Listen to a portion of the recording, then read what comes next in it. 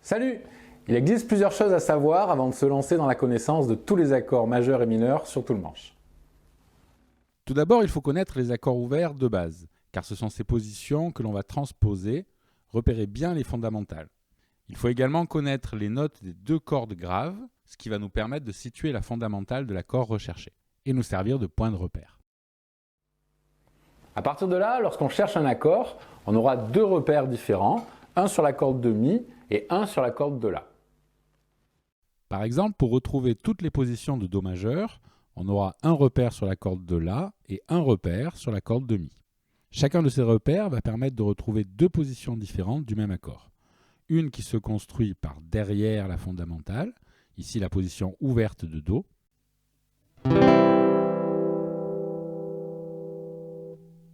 et une qui se construit devant la fondamentale, ici la position de La majeur en position ouverte, transposée en barré ou avec un capot en troisième case. L'autre point de repère va également avoir une position par derrière. Ici, avec la fondamentale sur la corde de Mi, on retrouve la position de Sol si elle est jouée en position ouverte ou avec un capot en cinquième case.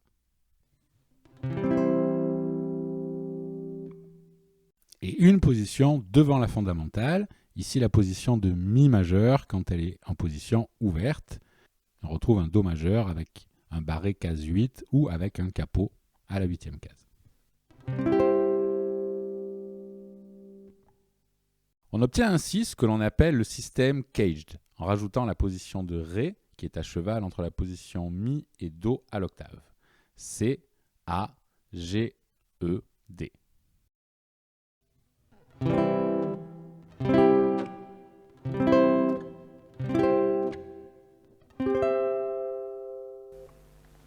On retrouvera toujours cette succession de positions dans cet ordre, qui va se déplacer le long du manche suivant l'accord voulu et en suivant les repères vus précédemment.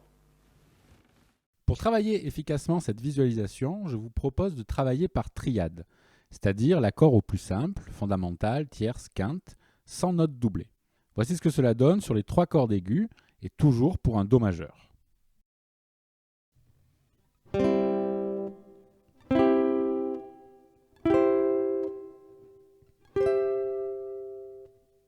Voici les mêmes positions décalées d'une corde vers les graves sur les cordes Ré, Sol et Si.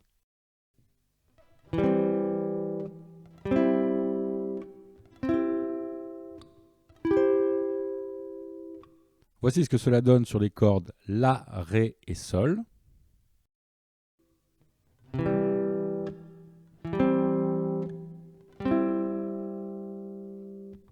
Et enfin, sur les cordes Mi, La, Ré, moins utilisées, mais très intéressant à connaître pour visualiser les arpèges.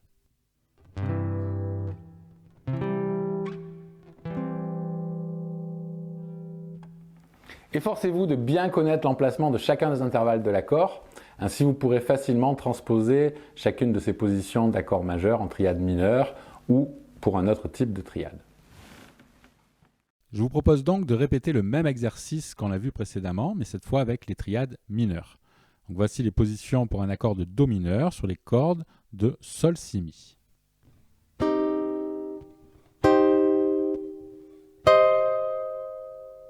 Toujours Do mineur, mais sur les cordes de Ré, Sol et Si.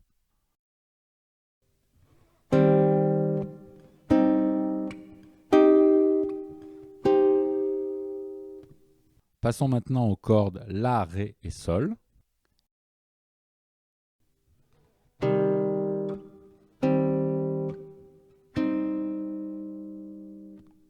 Et enfin, sur les cordes Mi, La et Ré.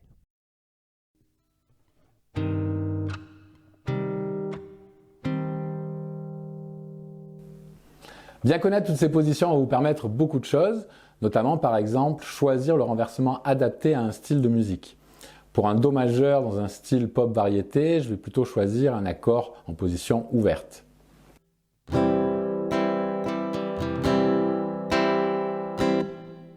Par contre, si c'est un reggae ou un funk, je vais aller chercher un renversement beaucoup plus aigu.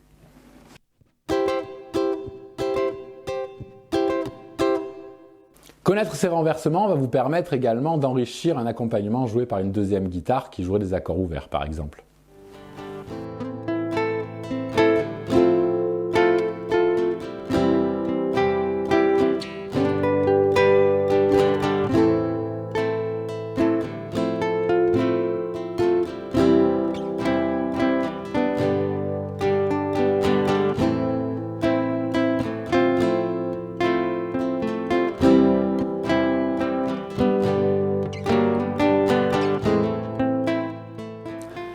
Et beaucoup d'autres choses, comme par exemple retrouver beaucoup plus facilement des accords hybrides, ce qu'on appelle les slash chords, ou encore vous aider à repérer les arpèges en improvisation.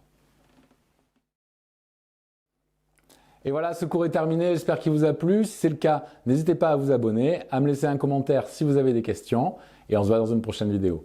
Salut!